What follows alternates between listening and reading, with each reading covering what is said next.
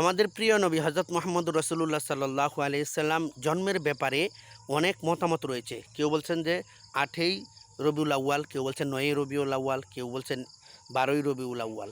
অনেকটা মত রয়েছে এই ব্যাপারে।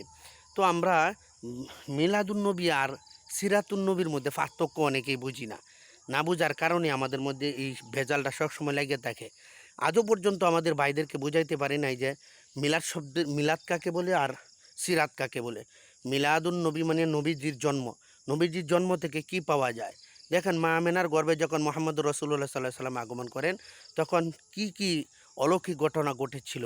যে মোহাম্মদ রসুল্লাহ সাল্লাহ সাল্লাম যে গর্ভে আসার পরে আল্লাহ তাআলার তরফ থেকে বাণী আসছে যে, হে আমেনা, তোমার গর্ভে যে আসছে তার নাম রাখবা তুমি মোহাম্মদ। এবং অনেক অলৌকিক ঘটনা ঘটছে।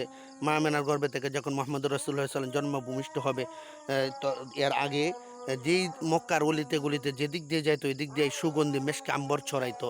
অতঃপর মানুষ জিজ্ঞাসা করতো, মা আমেনা, ইয়া যেদিক দিয়ে যায়, কিছুদিন হলো তার পিতা মা আমেনার স্বামী মারা গেল, তো এখন সে মক্কার অলি গলিতে হাঁটলে তার থেকে সুগন্ধি ছড়ায়। অথচ মারা গেলে তো কেউ, স্বামী মারা গেলে তো ইদ্যত পালন করতে হয়, সুগন্ধি ব্যবহার করা যায় না। মা আমেনা তো কোনো কথাই শুনতেছে না মানুষের, এই সুগন্ধি কোত্থেকে ছড়ায়। তখন তার শ্বশুর শাশুড়ি জিজ্ঞাসা করছে যে, আমেনা, তুমি যে তোমার কাছ থেকে যে সুগন্ধি ব্যবহার করো, এটা কেন ব্যবহার করো?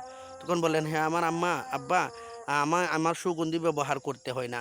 আমি যেদিক দিয়ে, তখন ওই সময় একটা থুতুনি ক্যাপ করেছিলেন। থুতুনি ক্যাপ করার পরে